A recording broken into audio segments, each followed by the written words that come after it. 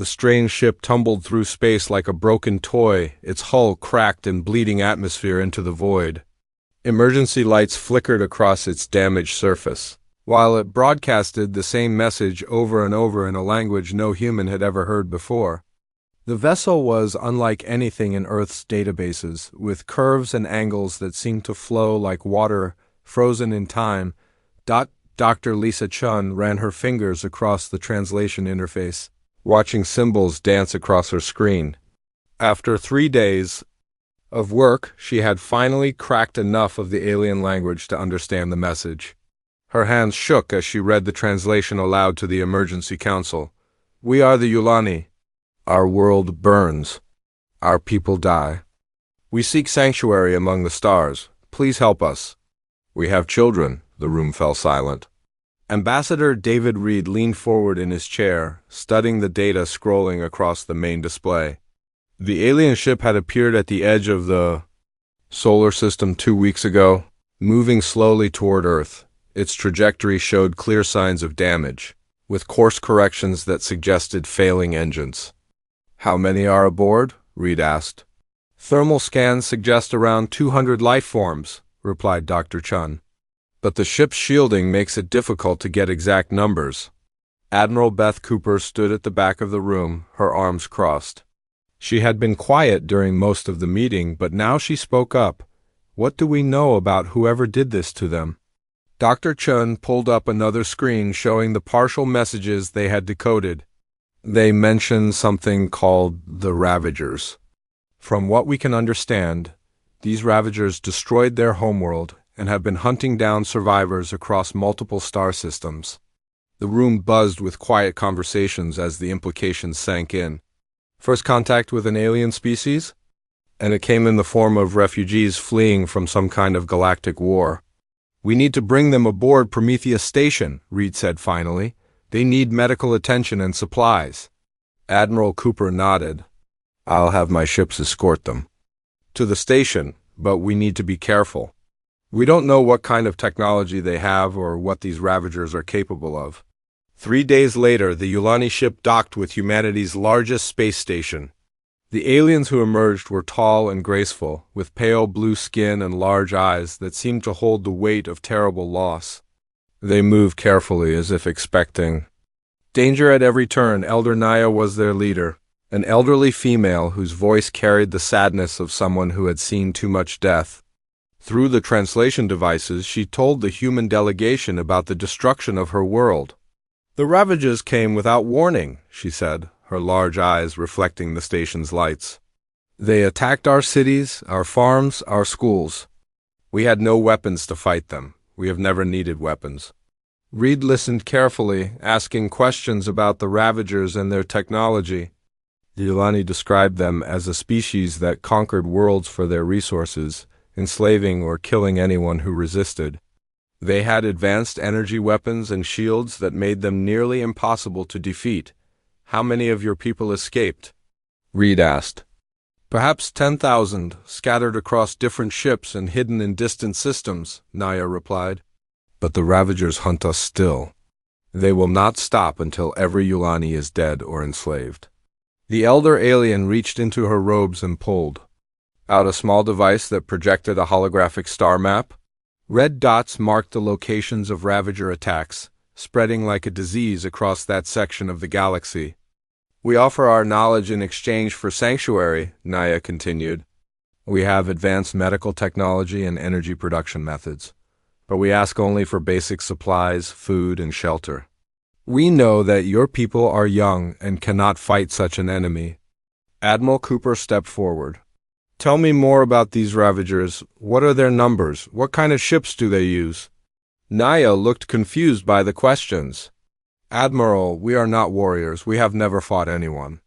We cannot provide military information because we know nothing of war." Cooper nodded slowly. "That's all right. We'll figure it out." Over the following weeks, more Yulani ships arrived at Earth. Each one brought more stories of destruction and loss. The refugees were grateful for human kindness, but they also seemed puzzled by some of humanity's responses to their situation. When the Yulani mentioned that the Ravagers had destroyed their orbital shipyards. Human engineers immediately began asking about ship specifications and construction methods.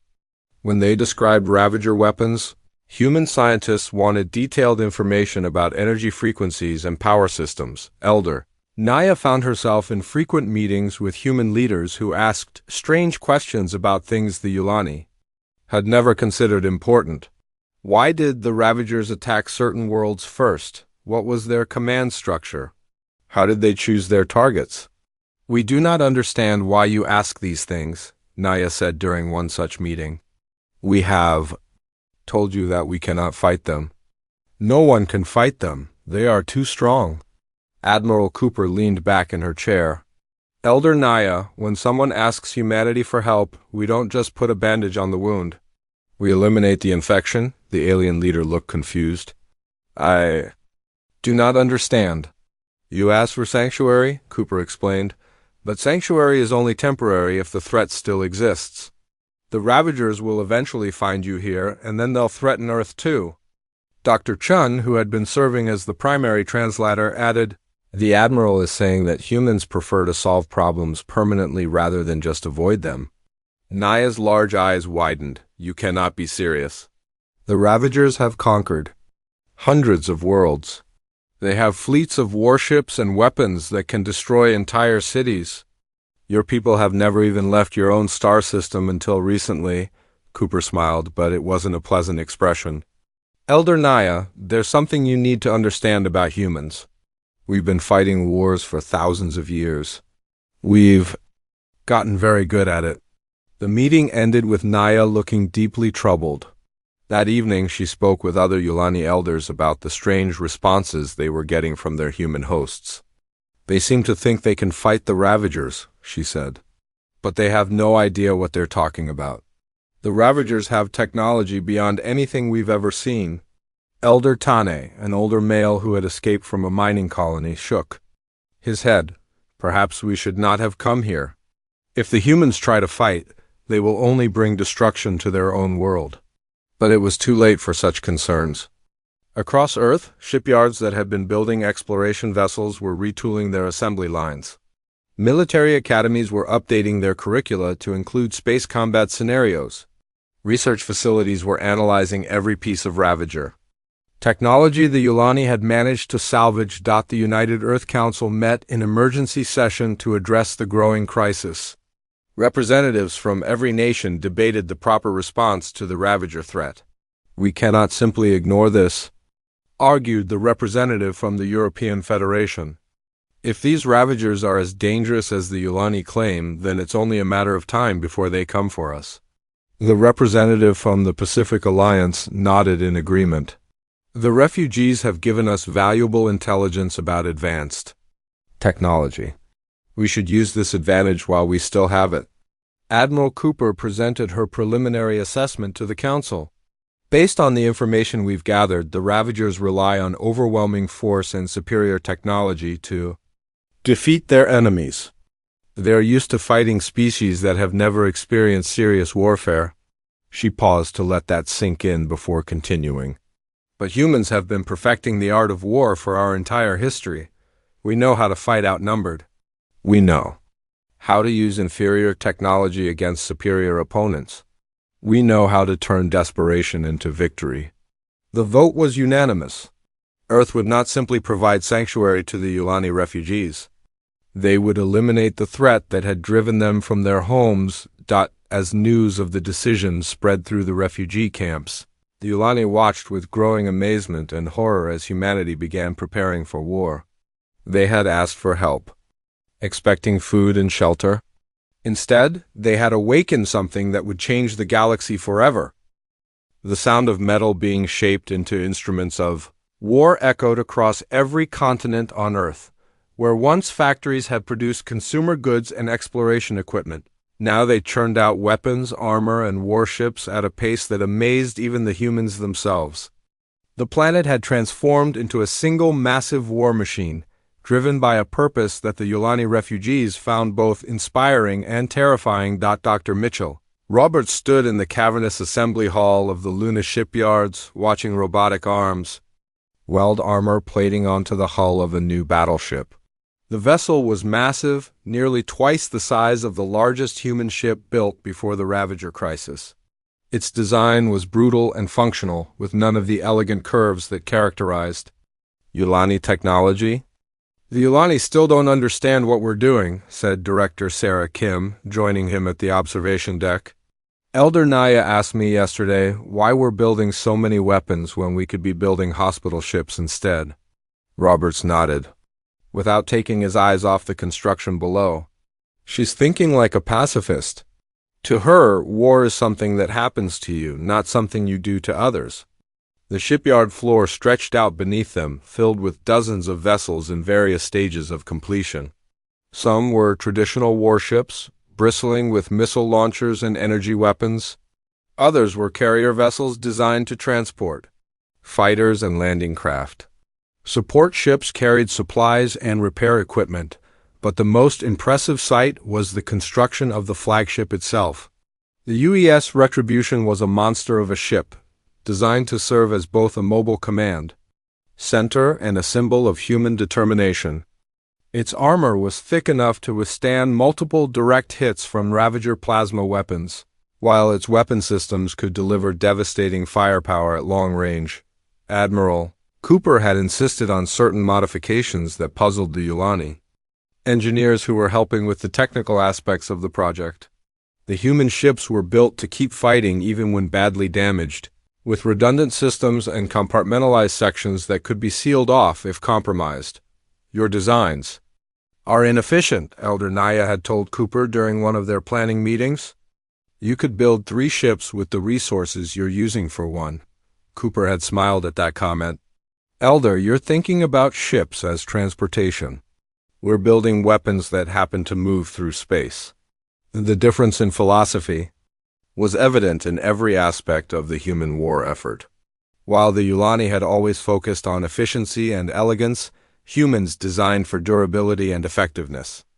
Their ships were ugly by alien standards, but they were built to survive and fight in conditions that would disable more sophisticated vessels. Lieutenant Commander Alex Turner ran the training programs for the new Space Marines who would be fighting aboard the warships. His facilities had been expanded to accommodate thousands of recruits, all learning how to fight in zero-gravity and hostile environments. "The Ravagers are used to fighting enemies who surrender when things get difficult," Turner explained to his latest class of trainees. "They've never faced an opponent who fights harder when the situation gets worse." The training was intense and often brutal. Marines learned to fight in damaged ships with failing life support systems. They practiced boarding actions against mock enemy vessels, learning to navigate through smoke and debris while under fire. Most importantly, they learned to keep fighting even when victory seemed impossible. The psychological preparation was just as important as the physical training. Human military doctrine emphasized that the enemy's will to fight was often more important than their technological advantages. If the Ravagers could be made to fear human forces, their superior numbers and equipment would matter less. Dr. Elizabeth Hayes led the scientific effort to understand and counter Ravager technology. Her team worked around the clock, analyzing every piece of alien equipment that the Yulani had managed to salvage from their destroyed homeworld. "Their energy shields are impressive," she reported to the military leadership, "but they're designed to stop energy weapons and small projectiles. They've never faced kinetic bombardment at relativistic speeds." The solution was elegant in its simplicity. Instead of trying to match the Ravagers' advanced energy weapons, humans would use their own strength, the ability to accelerate massive objects to incredible speeds. Tungsten rods launched from railguns would punch through enemy shields like they didn't exist. The Yulani watched these preparations with growing concern. They had expected their human host to provide basic military support, perhaps a few escort ships to protect refugee convoys. Instead, they found themselves in the middle of the largest military buildup in human history. "This is madness," Elder Tane said during a meeting of the Refugee Council. "The humans are preparing to fight a war they cannot win against an enemy." "They do not understand," Elder Naya was less certain. She had spent weeks observing human behavior, and was beginning to understand something that her people had never encountered before, a species that viewed war as a problem to be solved rather than a disaster to be endured. "Perhaps we have misjudged them," she said quietly. "The humans ask different questions than we do. When we see the Ravagers, we see an unstoppable force. When the humans see them, they see a target." The difference was becoming clear in every aspect of the human response. While the Yulani had focused on hiding and surviving, humans were gathering intelligence for offensive operations.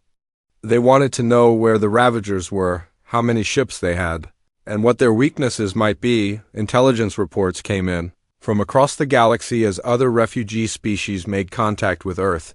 Each new arrival brought information about Ravager movements and tactics.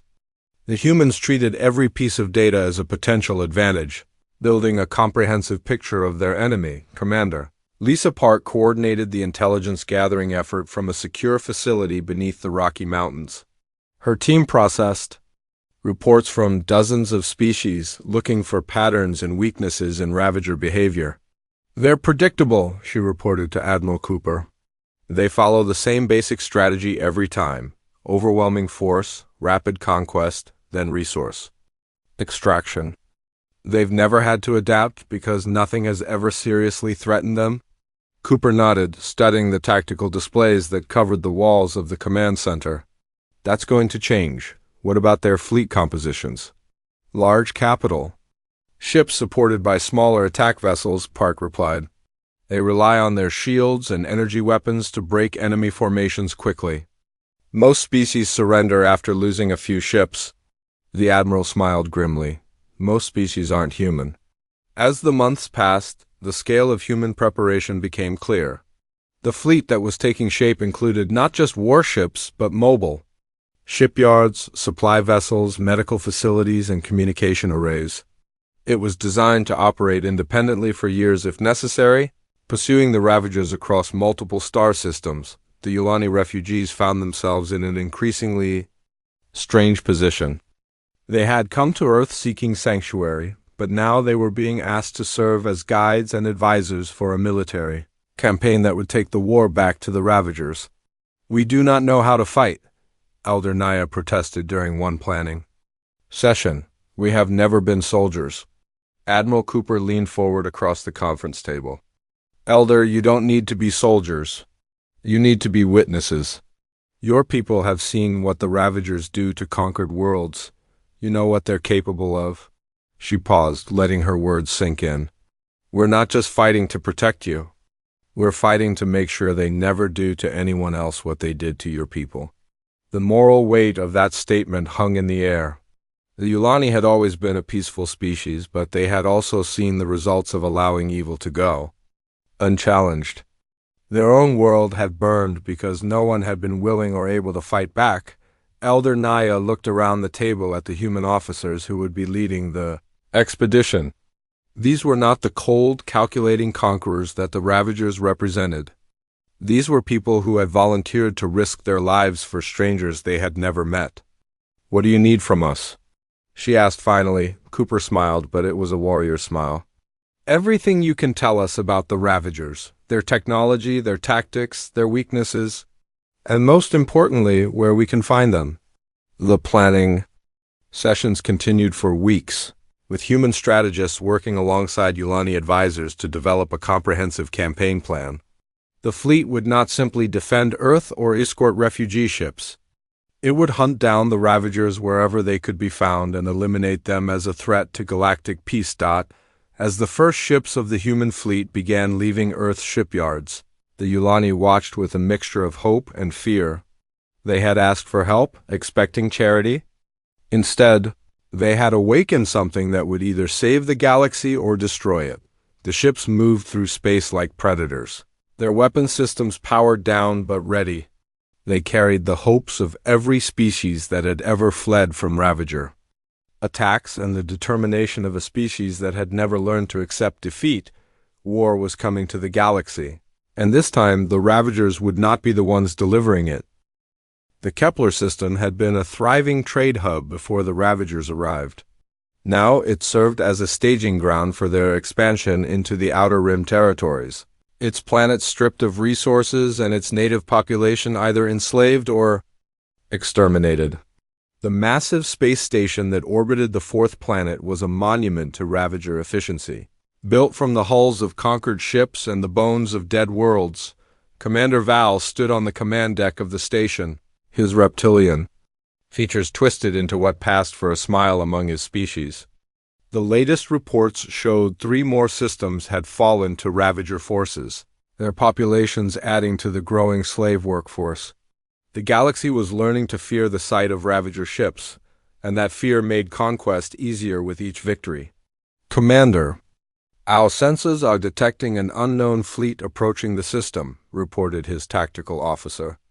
Configuration suggests they are not from any species in our databases.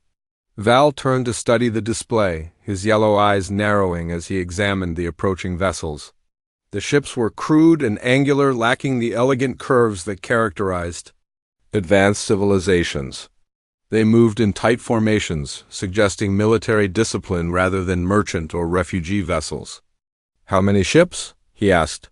"Approximately 300 vessels of various sizes," the officer replied. "They appear to be armed, but their technology signatures are unfamiliar." Val laughed, a harsh sound that echoed through the command center. "Another primitive species trying to play at war. Signal all ships to prepare for engagement. We'll make quick work of them and add their crews to our slave workforce." The Ravager fleet was impressive by galactic standards. 50 capital ships supported by hundreds of smaller attack vessels, all equipped with energy shields and plasma weapons that had proven superior to every opponent they had faced. Their tactics were simple but effective, overwhelming firepower, delivered quickly to break enemy morale and force surrender. Admiral Cooper watched the enemy fleet deploy from the bridge of the UES Retribution. The Ravager ships moved with the confidence of predators who had never faced serious resistance. Their formation was textbook perfect, designed to maximize their firepower while protecting their command vessels. "They're not taking us seriously," observed Commander Torres, her tactical officer. "Look at their positioning. They're treating this like a routine engagement." Cooper nodded, studying the tactical display. "That's exactly what I was hoping for. Signal all ships. Execute attack pattern Delta. Target their command vessels first." The human fleet moved with precision that surprised the Ravager commanders. Instead of the chaotic scramble they expected from primitive species, the human ships maintained perfect formation while accelerating toward the enemy. Their weapons remained powered down, giving no indication of their true capabilities. Commander Val watched the approaching humans with growing confusion. "Why aren't they firing? Are their weapons not functional?" His tactical officer checked. "The sensors again. Their energy signatures are minimal, sir." "Perhaps they're hoping to ram our ships?" The first indication that the Ravagers had misjudged their opponents came when the human fleet opened fire. Instead of the expected energy weapons, the attackers used kinetic bombardment systems that bypassed Ravager shields entirely. Tungsten rods accelerated to relativistic speeds punched through enemy hulls like they were made of paper. The Ravager formation dissolved into chaos as capital ships exploded or lost power. Their shields, designed to stop energy weapons, provided no protection against solid projectiles moving at significant fractions of light speed. In the first 30 seconds of combat, the humans destroyed or disabled a dozen major vessels. "What kind of weapons are those?" Val demanded, his confidence evaporating as he watched his fleet take devastating losses. "Unknown technology, sir," his officer replied. "Our shields are ineffective against solid projectiles at those velocities." The human fleet pressed their advantage, using their superior mobility to stay ahead of Ravager plasma weapons while delivering continuous kinetic bombardment. The attack was relentless and precise, targeting command centers and weapon systems with mathematical accuracy, but the Ravagers were not defenseless. Their remaining ships regrouped and began using their superior numbers to surround isolated human vessels. Energy weapons that could vaporize entire city blocks focused on individual ships, testing human defenses. This was where the human design philosophy proved its worth. While Ravager ships were elegant and efficient, human vessels were built to absorb punishment and keep fighting. Thick armor and redundant systems meant that ships could continue operating even after taking multiple direct hits. Lieutenant Sarah Kim found herself commanding a damaged destroyer that had lost half its weapon systems to enemy fire. Her ship, the U.S. Defiance, was venting atmosphere from multiple hull breaches, but her crew continued fighting with determination that amazed the Ravager commanders watching the battle. "Hull breach on Deck 7, reported her damage control officer. "We're losing life support in sections 12 through 15. "Seal those sections and reroute power to the remaining weapons," Kim ordered. "We're not done yet." The destroyer continued firing its remaining kinetic weapons while smaller human fighters swarmed around it, protecting it from enemy attack craft. The cooperation between different elements of the human fleet was seamless, each ship supporting the others in a display of tactical coordination that the Ravagers had never encountered. Commander Val watched in growing horror as his supposedly superior fleet was systematically destroyed by opponents who refused to acknowledge that they were outgunned. Human ships that should have been destroyed hours ago continued fighting, their crews showing no signs of fear or hesitation. "Sir, we're receiving reports from all sectors," his communications officer announced. "The enemy is boarding our vessels. They're fighting room by room." This was perhaps the most shocking development of all. Instead of simply destroying Ravager ships, human forces were sending boarding parties to capture them. Marines in powered armor fought their way through defended corridors, showing the same relentless determination that characterized their fleet actions. Sergeant Mike Chun led one such boarding party through the corridors of a Ravager heavy cruiser. His team moved with practiced efficiency, their weapons adapted for close-quarters combat in alien environments. The Ravager crew fought desperately, but they were designed for ship-to-ship combat, not infantry warfare. "These corridors are too narrow for effective defense," Chun reported over the comm system. "The enemy didn't design their ships for boarding actions." His team reached the bridge of the Ravager vessel, where the remaining crew had barricaded themselves behind blast doors. Instead of trying to break through, the Marines used shaped charges to cut through the bulkheads, flanking the defenders and forcing their surrender. The battle for the Kepler system lasted 6 hours. When it ended, the Ravager fleet had been completely destroyed or captured, while human losses were significantly lighter than anyone had expected. The space station that had served as the enemy's base of operations was now under human control, its databases providing valuable intelligence about Ravager operations. Commander Val found himself a prisoner aboard the UES Retribution, facing Admiral Cooper in what had been his own command center. The human admiral studied him with the same clinical interest that a scientist might show when examining a dangerous but fascinating specimen. "You made a mistake," Cooper said simply. "You assumed we were like the other species you've conquered." Val's reptilian features twisted in confusion and rage. "Your weapons are primitive. Your ships are crude. How did you defeat us?" Cooper smiled, but it wasn't a pleasant expression. "Because we've been fighting wars for thousands of years. We know how to turn disadvantages into advantages. We know how to keep fighting when any reasonable species would surrender." She leaned forward, her eyes cold. "But most importantly, we know how to hate. And right now, we hate you and everything you represent." The interrogation revealed the locations of other Ravager bases and fleet concentrations. The humans treated this information as a target list, already planning their next series of attacks. They had no intention of stopping with a single victory. News of the battle spread quickly through the galaxy's communication networks. Species that had hidden from the Ravagers for decades emerged from their hiding places, offering support to the human fleet. The impossible had happened. Someone had not only fought the Ravagers, but had defeated them decisively. Elder Naya stood in the observation deck of the human command ship, watching the remains of the Ravager fleet being processed by salvage teams. The speed and efficiency of the human victory had left her struggling to understand what she had witnessed. "Your people fight like demons," she said to Admiral Cooper. I have never seen such determination. Cooper nodded, her attention focused on the tactical reports streaming in from across the fleet. The Ravagers made one critical error. They thought war was about having better weapons and bigger ships. She turned to face the alien elder. But war is about will.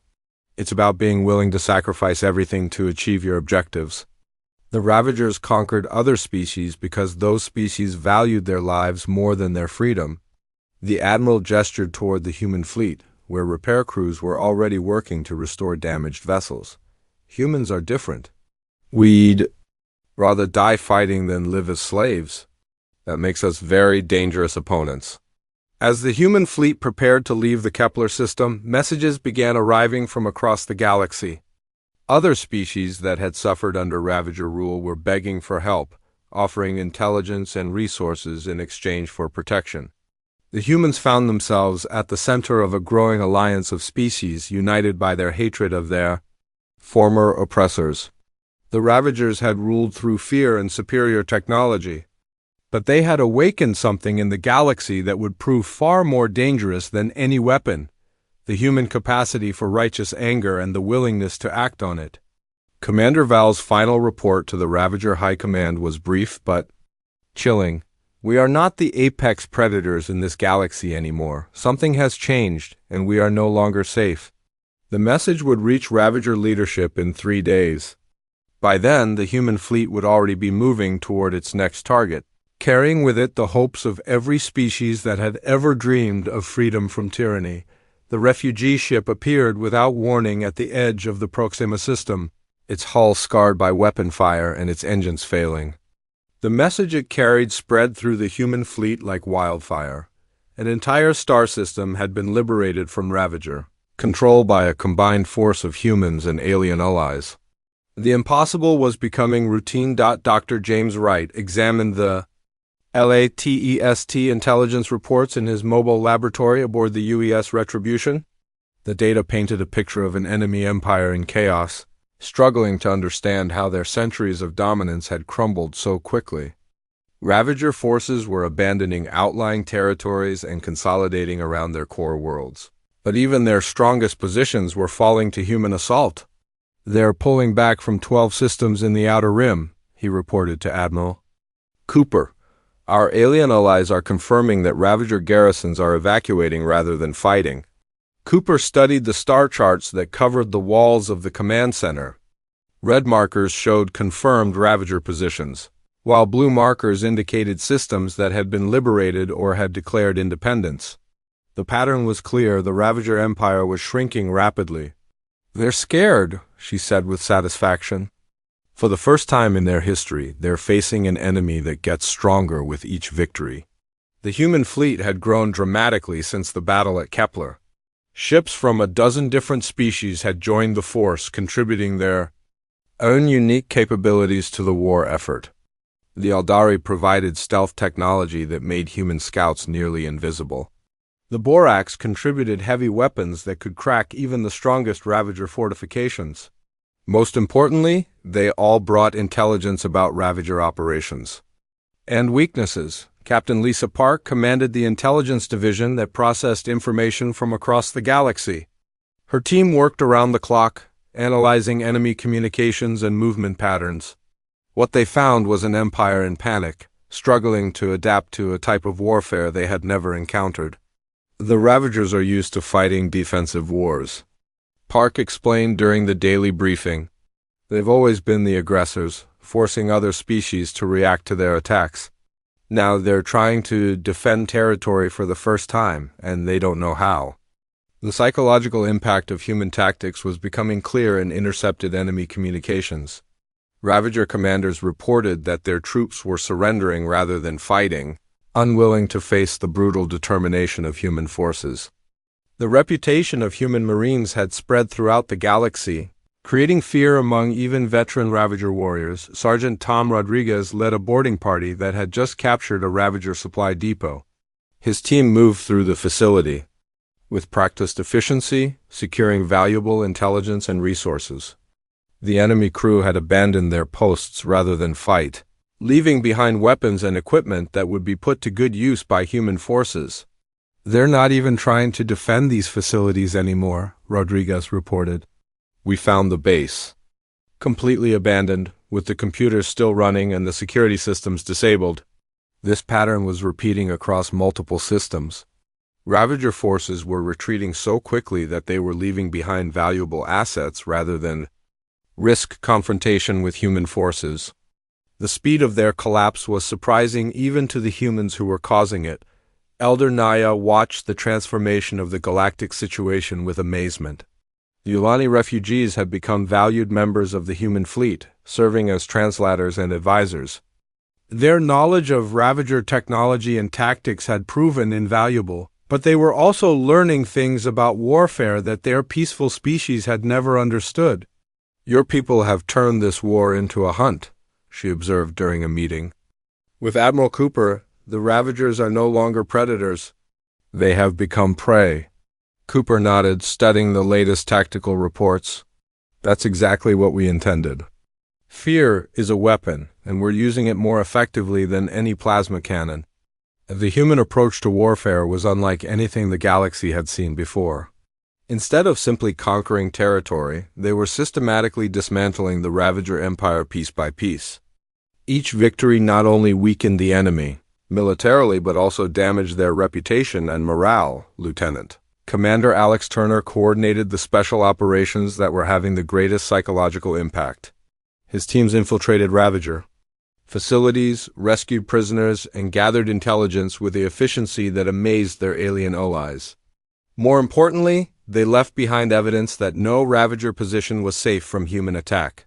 "We hit 3 more prison camps last week," Turner reported.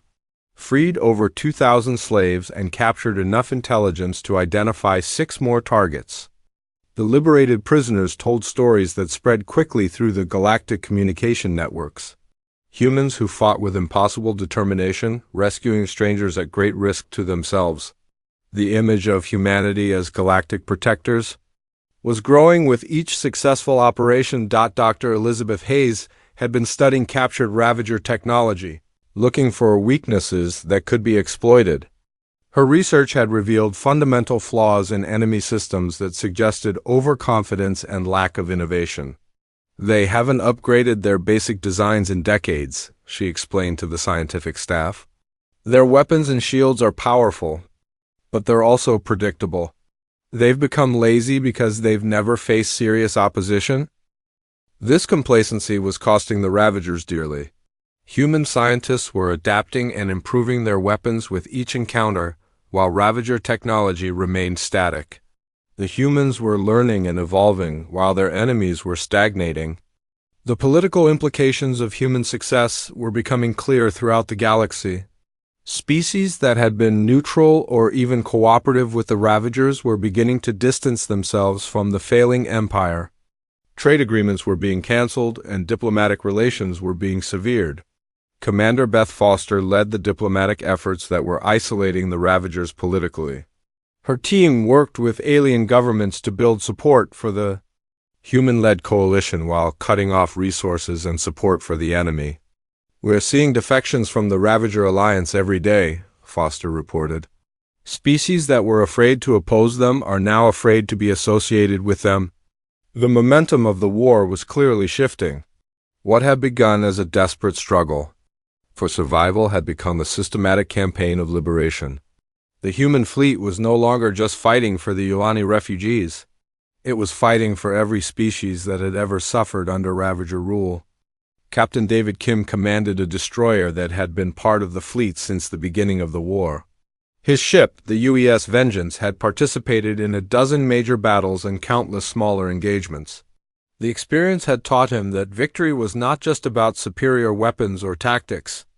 "The Ravagers are losing because they don't understand what they're fighting for," Kim explained to his crew. "They conquered other species for resources and power. But we're fighting for something more important, the right of all species to live free from tyranny." This moral clarity was evident in every aspect of the human war effort. While the Ravagers had been motivated by greed and the desire for dominance, Humans were driven by a sense of justice that resonated with every species they encountered. The intelligence networks that Captain Lisa Park had built were providing increasingly detailed information about Ravager operations.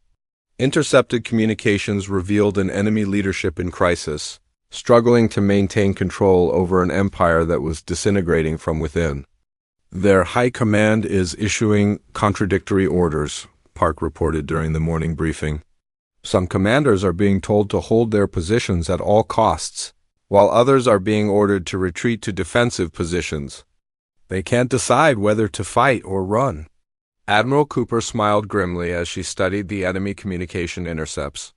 The Ravagers were making the classic mistake of an empire in decline, trying to defend everything while lacking the resources to defend anything effectively. "Signal the fleet commanders," she ordered. "We're accelerating the timeline. I want simultaneous attacks on 6 different systems. Let's see how they handle fighting on multiple fronts." The coordinated assault that followed demonstrated the full power of the human-led coalition. While Ravager forces struggled to respond to attacks in the outer systems, human special operations teams struck at targets deep in enemy territory. The effect was devastating to enemy morale and strategic planning. Master Sergeant Rachel Torres led a team that infiltrated a major Ravager intelligence facility. Her mission was to gather information about enemy plans and capabilities, but what she found was even more valuable: evidence that the Ravager leadership was beginning to turn on itself. "They're blaming each other for the military failures," Torres reported after her team's successful extraction. "Internal communications show that several regional commanders are refusing to follow orders from the High Command." This internal discord was exactly what Admiral Cooper had hoped to achieve. By maintaining constant pressure on multiple fronts, the human fleet was forcing the Ravagers to make impossible choices. Every decision they made created new vulnerabilities that could be exploited. The liberation of the Centauri mining complex marked a turning point in the galactic perception of the war. The facility had been one of the largest slave labor operations in Ravager space, processing resources from dozens of conquered worlds. The human assault freed over 50,000 prisoners from a dozen different species. Colonel Mike Anderson commanded the ground forces that secured the complex. His troops fought room by room through heavily defended installations, driven by the knowledge that thousands of innocent lives depended on their success. "The enemy fought harder here than anywhere else," Anderson reported. They knew that losing this facility would be a major blow to their resource production. But they also knew that we would never stop attacking as long as there were prisoners to rescue. The freed slaves told stories that spread throughout the galaxy, describing the courage and determination of human soldiers who risked everything to save strangers. The propaganda value was immense, but the moral impact was even greater. Species across the galaxy began to see humans not as conquerors but as liberators. Dr. Samuel Chun analyzed the strategic implications of the Centauri victory from his position aboard the Mobile Command Center. The facility's capture had disrupted Ravager supply lines and freed up significant resources for the coalition forces. "This single operation has crippled their ability to maintain their remaining fleets," Chun reported. "Without the resources from Centauri, they can't replace their losses or maintain their existing ships." The Ravager Empire was entering a death spiral. Each defeat weakened their ability to defend their remaining territory, which led to more defeats and further weakening. The humans had turned the enemy's own aggressive expansion against them, creating an empire too large to defend effectively. Elder Tane, who had initially opposed the human military intervention, found himself working closely with human intelligence officers. His knowledge of Ravager administrative systems had proven invaluable in identifying key targets and understanding enemy decision-making processes. "I was wrong about your people," he admitted to Elder Naya. "I thought they were too aggressive, too willing to fight. But I understand now that sometimes aggression is necessary to stop greater evils." The transformation of the Yulani refugees from passive victims to active participants in their own liberation was one of the most significant developments of the war. While they would never become warriors like the humans, they had found ways to contribute to the fight against their former oppressors. Communications Officer Lisa Park intercepted a transmission that changed everything. Deep within Ravager space, a fleet was massing for what appeared to be a final, desperate counterattack. Intelligence suggested that every remaining Ravager ship was being recalled to their core systems for one last stand. "They're consolidating everything they have left," Park reported to Admiral Cooper. "Our sources indicate that they're planning to make their final stand at their homeworld." Cooper studied the intelligence reports with growing excitement. A single decisive battle could end the war entirely, eliminating the Ravager threat once and for all. But it would also be the most dangerous engagement her forces had faced, as the enemy would be fighting with the desperation of a cornered animal. "Signal all fleet commanders," she ordered. "We're going to finish this. Prepare for the largest naval engagement in galactic history." The news of the impending final battle spread quickly through the human fleet and their alien allies. This would be the moment that determined whether the galaxy would be free from Ravager tyranny, or whether the humans had simply delayed the inevitable return of their oppression. As the combined fleet prepared for the journey to Ravager space, Elder Naya stood in the observation deck of the flagship, watching the ships that had grown from her people's desperate plea for help. The small, damaged vessel that had brought the first Yulani refugees to Earth seemed like a distant memory now. "What have we begun?" she wondered aloud. Admiral Cooper joined her at the viewing port, her expression serious but determined. "You began the end of tyranny in this galaxy. What happens next will determine whether that end is permanent." The Ravager homeworld hung before them like a wounded beast, its surface scarred by the industrial machinery that had built an empire on the suffering of others. Massive orbital stations surrounded the planet, each one bristling with weapons that had never been tested against a truly determined enemy. The space around the system was filled with ships, more than had ever been assembled in one place throughout galactic history.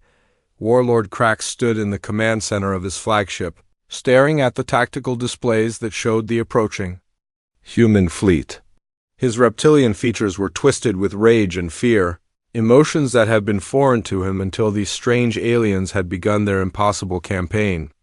The reports from across the Empire painted a picture of complete military collapse, with entire sectors falling to human forces in a matter of weeks. "How many ships do they have?" he demanded from his tactical officer. "Our sensors detect approximately 800 vessels," came the reply. "But they are supported by ships from at least 15 different species. The entire galaxy appears to have united against us." Krax laughed bitterly. The irony was not lost on him that the same fear and hatred his people had used to control the galaxy was now being turned against them. Every species they had conquered or threatened was now fighting alongside the humans, seeking revenge for generations of oppression. Admiral Cooper surveyed the enemy formation from the bridge of the UES Retribution, her expression calm despite the magnitude of the force arrayed against them. The Ravager fleet was impressive by any measure, but she had learned that numbers alone did not determine the outcome of battles. Will and determination were far more important factors. "Signal all ships," she ordered. "Execute attack pattern Omega. All fighters launch immediately." The human fleet moved forward with the precision of a machine, designed for one purpose: the complete destruction of its enemies. The ships had been tested in dozens of battles, their crews hardened by months of continuous combat. They knew what they were fighting for, and they knew what would happen if they failed. Lieutenant Sarah Kim had been promoted to captain after her heroic actions at Kepler, and now she commanded a heavy cruiser in the front line of the assault. Her ship, the UES Defiance, had been rebuilt and upgraded with weapons captured from previous Ravager defeats. The irony of using enemy technology against them was not lost on her crew. "All weapons charged and ready," reported her tactical officer. "Enemy range in 30 seconds. The space between the two fleets lit up with energy discharges as the Ravagers opened fire first, their plasma weapons creating brilliant streaks of death across the darkness. The human ships took the hits on their heavy armor, designed to absorb punishment. While closing to effective range for their kinetic weapons, the first exchange of fire revealed the fundamental difference between the two approaches to warfare. Ravager weapons were designed to break enemy morale quickly, creating spectacular displays of destruction that would force surrender.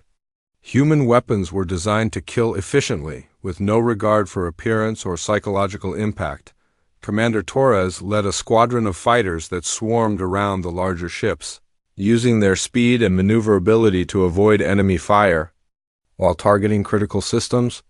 Her pilots had trained for this moment for months, learning to operate in the chaotic environment of a major fleet engagement. "Focus on their command ships," she ordered over the communication system. "Take out their coordination and the rest will fall apart." The fighter attack was devastating to Ravager morale. Their ships had been designed for ship-to-ship combat, not for dealing with swarms of smaller attackers. The human fighters exploited every weakness in enemy defenses, using tactics that had been refined through countless smaller engagements, but the Ravagers were not helpless. Their superior numbers began to tell as human ships found themselves surrounded and outnumbered. Energy weapons that could vaporize entire city blocks focused on individual vessels, testing the limits of human engineering and determination. The UES Vengeance, commanded by Captain David Kim, found itself cut off from the main fleet and facing 3 Ravager heavy cruisers. His ship was badly damaged, with multiple hull breaches and failing systems, but his crew continued fighting with the determination that had become humanity's trademark. "Sir, we've lost main power and life support." "Is failing," reported his damage control officer. "Switch to emergency power and seal the damaged sections," Kim ordered. "We're not done yet." The destroyer continued firing its remaining weapons while smaller ships moved to support it. The cooperation between different elements of the human fleet was seamless, each captain willing to risk their own ship to save others. This mutual support was something the Ravagers had never encountered in their previous conquests. Warlord Krax watched in growing frustration as his numerical advantage failed to produce the quick victory he had expected. Human ships that should have been destroyed continued fighting, their crews showing no signs of fear or hesitation. Even worse, damaged human vessels were being repaired and returned to combat by mobile support ships. "Why won't they surrender?" he demanded. "They're taking massive casualties. Any reasonable species would negotiate." His tactical officer hesitated before answering. "Sir, intercepted communications suggest that they view surrender as worse than death. They appear to believe that dying in combat is preferable to living under our rule." This revelation struck at the heart of Ravager military doctrine. Their entire approach to warfare was based on the assumption that enemies would eventually choose survival over resistance. They had never faced an opponent who genuinely preferred death to subjugation. The turning point came when human boarding parties began capturing Ravager ships intact. Marines in powered armor fought their way through defended corridors, showing the same relentless determination that characterized their fleet actions. The sight of their own ships being taken by enemy forces had a devastating effect on Ravager morale. Sergeant Mike Chun led one such boarding party through the corridors of Warlord Krax's flagship. His team moved with practiced efficiency, their weapons adapted for close-quarters combat in alien environments. The Ravager crew fought desperately, but they were no match for soldiers who had been training for this moment their entire lives. "Bridge secured," Chun reported over the communication system. "We have control of the enemy flagship." The capture of the command ship sent shockwaves through the Ravager fleet. Their supreme commander was now a prisoner, and their most powerful vessel was under human control. The psychological impact was devastating, causing several Ravager ships to surrender rather than continue fighting. Admiral Cooper transported over to the captured flagship, where she found Warlord Krax secured in his own command center. The reptilian leader looked at her with a mixture of rage and confusion, unable to understand how his superior forces had been defeated. "You have won this battle," Krax said, his voice bitter with defeat, "but you cannot hold an empire. You are too few, and the galaxy is too large." Cooper smiled, but it was not an expression of triumph. Warlord, you still don't understand what you're facing. We're not here to build an empire. We're here to make sure that no one else can build one either. She gestured toward the tactical displays that showed the remainder of the Ravager fleet surrendering or fleeing. Your people ruled through fear and superior technology. But you forgot something important. Eventually, someone stronger always comes along. The interrogation of cracks revealed the locations of remaining Ravager strongholds and the structure of their government. The humans treated this information not as intelligence for further conquest, but as a list of problems to be solved. They had no interest in ruling the galaxy. They wanted to ensure that it could rule itself. Dr. Elizabeth Hayes analyzed the captured Ravager technology, looking for ways to adapt it for peaceful purposes. The same energy systems that had powered weapons of conquest could be used to rebuild the worlds that had been devastated by war. Their technology is actually quite impressive, she reported to Admiral Cooper. With some modifications, these energy production systems could power entire worlds without environmental damage. The end of the battle marked the beginning of a new era in galactic politics. The Ravager Empire had been completely destroyed, but the human fleet showed no interest in taking its place. Instead, they began the complex task of helping the liberated worlds establish their own governments and defense forces. Elder Naya stood in the observation deck of the human flagship, watching as the last Ravager ships were either captured or destroyed. The transformation from refugees seeking sanctuary to witnesses of galactic liberation seemed impossible, but she had lived through every moment of it. "What will your people do now?" she asked Admiral Cooper. Cooper considered the question carefully. Before answering, "We'll help rebuild what was destroyed and make sure it never happens again. Then we'll go home and let the galaxy govern itself." The establishment of the Galactic Defense Alliance took place on the liberated Ravager homeworld, now renamed New Hope. Representatives from dozens of species gathered to create a new system of mutual protection and cooperation. Humans participated as equals, not as rulers, despite their role in making the alliance possible. The treaty that emerged was based on principles that reflected human values: the right of all species to self-determination, the obligation to defend the innocent, and the absolute prohibition of conquest and slavery. It was enforced not by a single dominant power, but by the collective will of all member species. Captain Lisa Park, now promoted to admiral, commanded the first joint patrol that included ships from 12 different species. The fleet was smaller than the force that had defeated the Ravagers, but it represented something more important: the commitment of the galaxy to defend itself against tyranny. "Signal from the Outer Rim," reported her communication officer. "Unknown ships approaching the Vega system." Park smiled as she reviewed the sensor data. The unknown ships were refugees from beyond the galaxy's edge, seeking sanctuary from some distant threat. The response would be swift and decisive, but it would be motivated by protection rather than conquest. "Signal all ships," she ordered. "Set course for Vega. It looks like someone needs our help." The human fleet moved through space with the same determination that had carried them to victory over the Ravagers. But now they were joined by allies from across the galaxy, united in the belief that freedom was worth fighting for and that no one should face tyranny alone. Elder Naya, now serving as the first president of the Galactic Council, watched the fleet depart from her office on New Hope. The Ulani had asked for sanctuary and been given something far greater: the assurance that the galaxy would never again allow the strong to prey upon the weak. When aliens had asked for help, humanity had sent a Warfleet. But they had also sent something more important: the promise that evil would never go unopposed again.